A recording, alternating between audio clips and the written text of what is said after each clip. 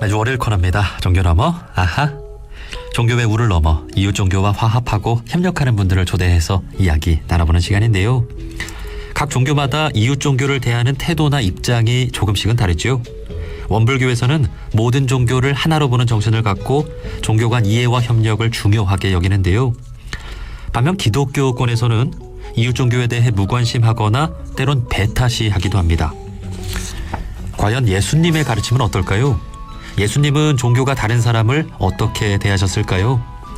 오늘은 기독교인들이 이웃 종교를 어떻게 대해야 하는지, 성경 속 예수님의 가르침은 어떤지 들어보는 시간 준비했습니다. 예수님의 길에서 만나는 이웃 종교의 저자, 서강대 종교학과 오지섭 교수님을 만나보겠습니다. 교수님 안녕하세요. 네, 안녕하십니까. 예, 반갑습니다. 자, 먼저 간단히 본인 소개와 인사를 좀 부탁드립니다. 네, 예, 저는 지금 현재 서강대학교 종교학과에서 종교학 강의를 하고 있는 오지섭입니다. 몇 년 전에 원음방송 둥근소리 둥근이야기 프로그램에서 몇 주에 걸쳐서 이웃 종교를 소개하는 방송을 했었는데요. 이렇게 오랜만에 다시 원음방송과 만나게 돼서 반갑습니다. 예, 저희 둥둥과도 인연이 있었군요. 예. 네. 자, 지금 교수님께서는 천주교인이시고 또 종교학자이기도 한데요. 종교학자로서는 주로 어떤 종교를 공부하셨습니까? 네, 종교학이라는 학문은 기본적으로 인간과 종교라는 큰 주제 전체에 관심을 갖습니다. 따라서 인간과 연관된 모든 종교 현상들을 공부하는데요. 이렇게 종교학자들은 기본적으로 모든 종교들을 다 공부하고요. 그리고 또 그 중에서 다시 자신이 좀 더 관심 있고 집중하는 세부 전공 분야를 선택하게 됩니다. 그래서 저는 한국 종교가 저의 그 전공 분야를 할 수 있고요. 그 중에서 이제 주로 이제 유교, 불교, 도교에 집중해서 그렇게 공부를 했습니다. 예.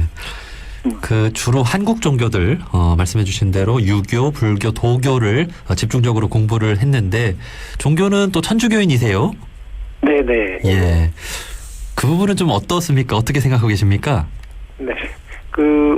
그거에 대해서 이제 다른 분들은 좀 걱정 어린 그런 시선으로 보는 분도 계신데요. 근데 저는 오히려 이 다른 종교를 공부한 게 제 개인 신앙을 좀 더 풍부하게 하는데 많은 도움이 됐습니다. 네. 이 종교에 대해서 학문으로 공부하는 것과 또 종교를 또 믿음으로써 갖는 것은 또 동시에 가질 수 있으면서도 별개이기도 하겠죠. 예. 네.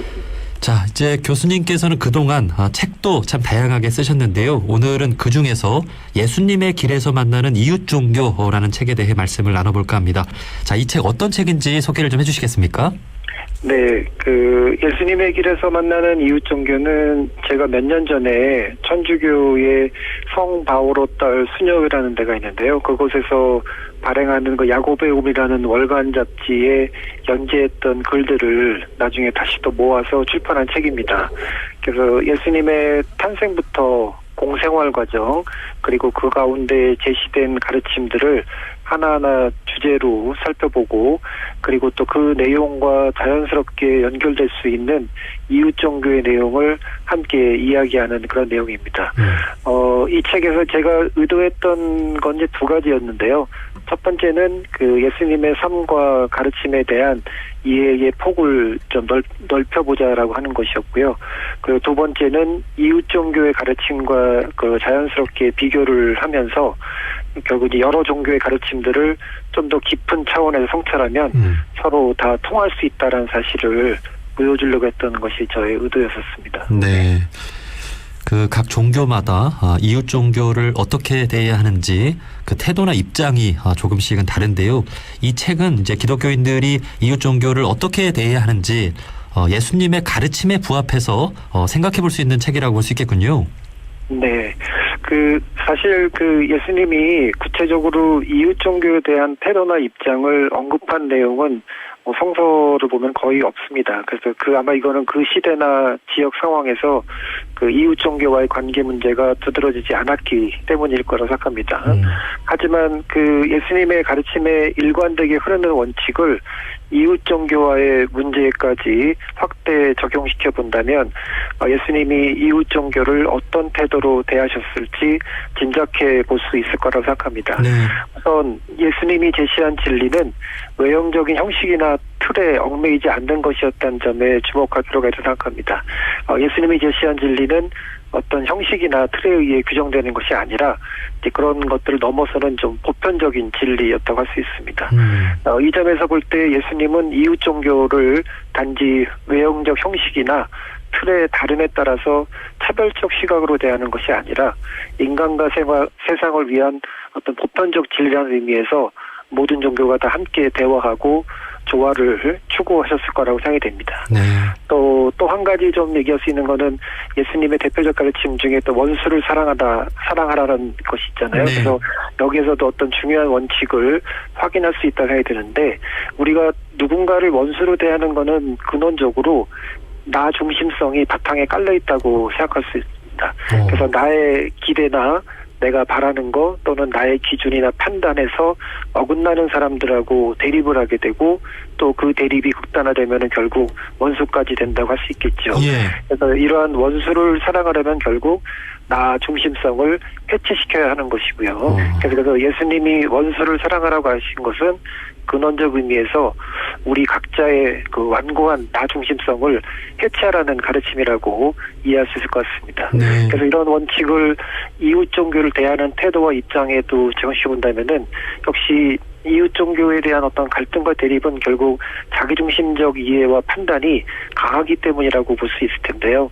그래서 예수님의 그 가르침처럼 이런 자기중심적 틀에서 벗어날 때 이웃 종교에 대한 태도 역시도 변화될 수 있을 거라고 생각합니다.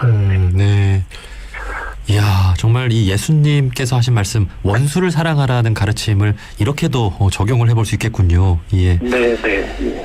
예수님의 가르침을 이렇게 들어봤는데 그리스도교라고 하면 이제 천주교와 개신교로도 구분이 되기도 하잖아요. 네. 그 사실 이웃 종교를 대하는 태도에 있어서도 천주교와 개신교는 좀 분위기가 좀 많이 다르기도 하죠. 네네.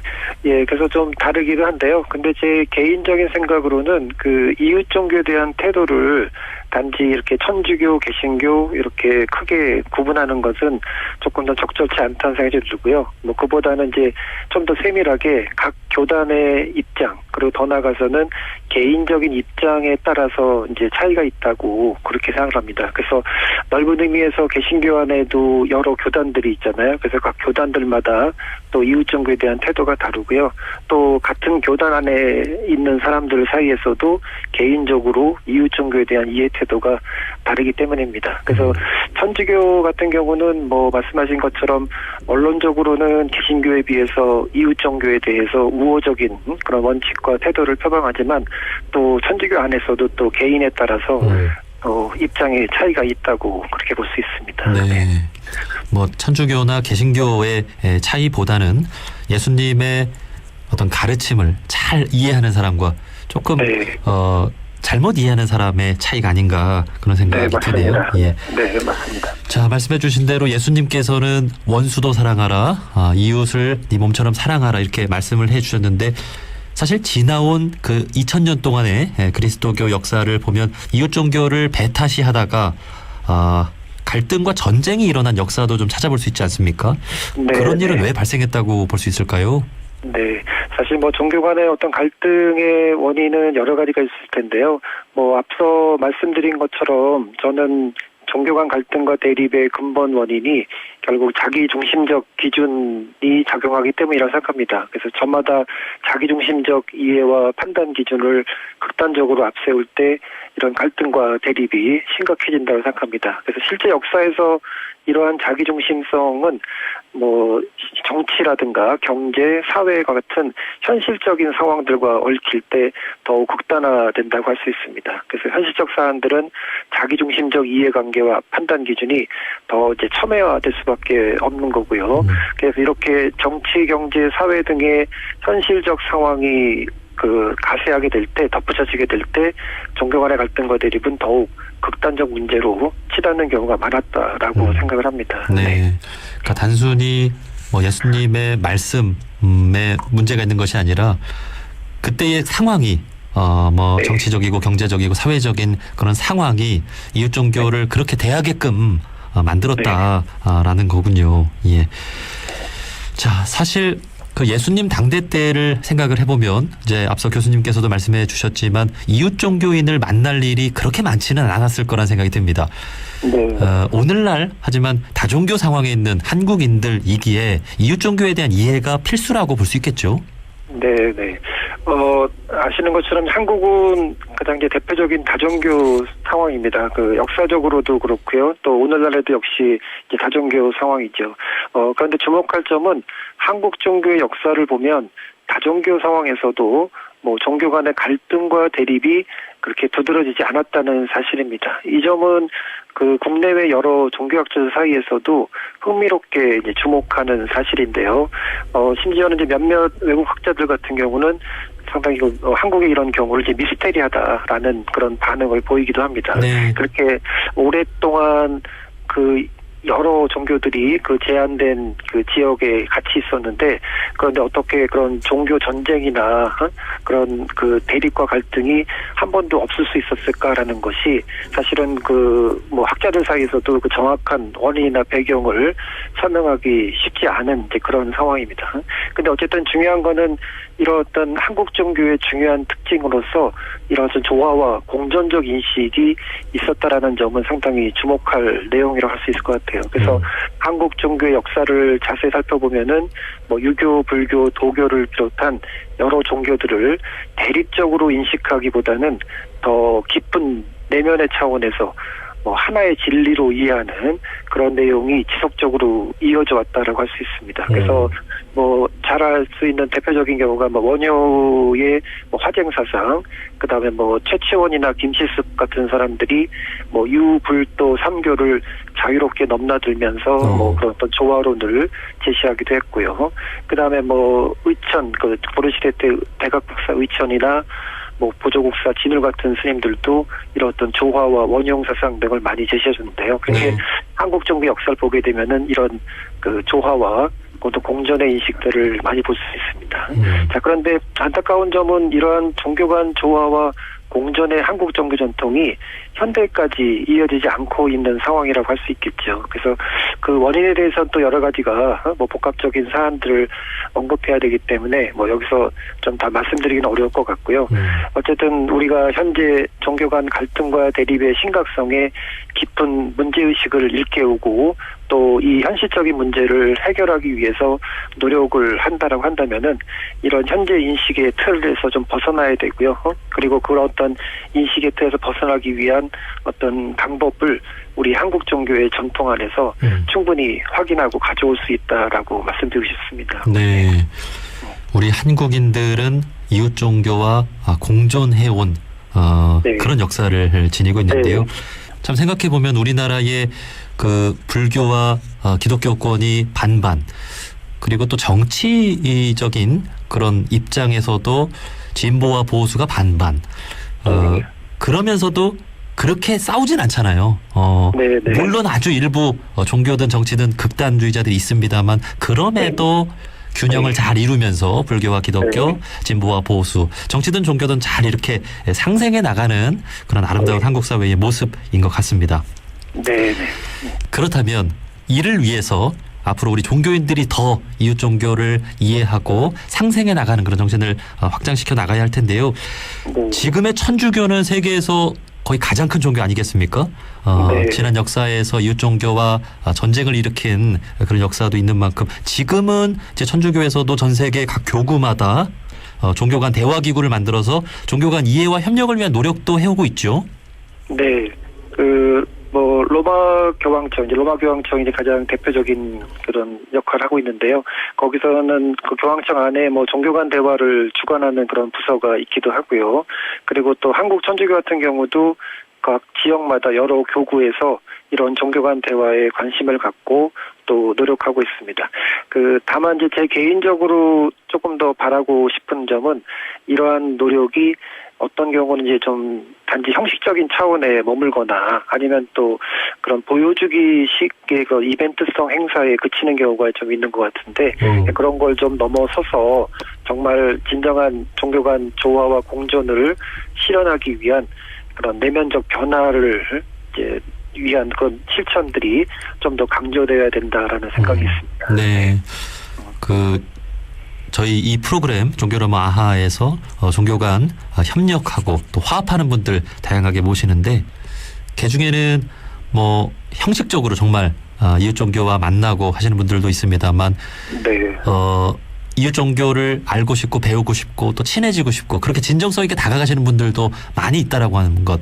그게 네. 이렇게 말씀하시는 걸 보면 느껴지고 참으로 종교인으로서 멋지다 그런 생각이 듭니다. 네. 자, 저희 둥둥이 앞으로 그런 가치를 더 널리 좀 세상에 전했으면 좋겠는데요. 저희 방송도 보면은 천주교인 분들이 참 많이 듣고 계시거든요. 뭐 천주교, 네. 개신교를 다 포함해서 앞으로 우리 종교인들이 이웃 종교를 어떻게 대해야 하고 또 이해와 협력이 왜 중요한지 마지막으로 한 말씀 좀 해주시죠. 네. 앞서 말씀드린 것처럼 종교 간 갈등과 대립은 뭐 단순히 해당 종교 사이의 그 부분적 차원의 문제에 그치지 않습니다. 이런 어떤 정치, 경제, 사회 등 우리 현실 삶의 모든 영역에 다 연루될 수밖에 없습니다. 따라서 이 종교 간 갈등과 대립 문제 해결을 위한 노력은 종교인만이 하는 게 아니라 현대 전 인류 공동체 모두의 책임이라고 할 수 있을 것 같습니다. 그래서 뭐 이런 어떤 종교 간 갈등과 대립의 문제를 볼 때 어떤 분들은 뭐 그러니까 그렇게 말썽 많은 종교 자체가 없어져야 된다. 뭐 이렇게 주장하시는 분도 있는데 이는 뭐 종교가 우리 인간에게 지니는 본래 의미를 생각해 보면은 결코 뭐 실현될 수도 없고 또 바람직하지도 않은 그런 일이라고 생각합니다. 뭐 쉬운 비유로 얘기하자면 그릇에 흠집이 생겼다고 해서 그릇 전체를 깨버리는 그래서 그 안에 담겨 있었던 귀한 물까지 다 버리는 그런 어리석음을 범해서는 또 안 되겠죠. 그래서 분명 종교는 우리 인간의 삶을 위한 의미 있는 가르침을 제시해 주는 것이고 그리고 또 우리가 어떤 삶을 살아야 하는지 궁극적인 방향으로 이끌어주는 그런 가치를 지니고 있다고 생각합니다. 그래서 이러한 종교의 본래 가치와 의미를 온전히 살리기 위해서 이런 모든 종교들이 종교 간 대화와 또 조화와 공존을 위한 노력을 해야 되지 않을까 생각합니다. 네, 네. 앞으로 그런 내용들을 저희 원음방송뿐만이 아니라 각 종교 방송사들도 다 좀 그런 정신을 갖고 좀 이웃 종교와 함께하는 그런 이야기들 많이 전했으면 좋겠습니다. 예. 네. 자, 여기까지 말씀 듣도록 하겠습니다. 예수님의 길에서 만나는 이웃 종교의 저자 서강대 종교학과 오지섭 교수님이었습니다. 교수님 오늘 말씀 고맙습니다. 네, 감사합니다.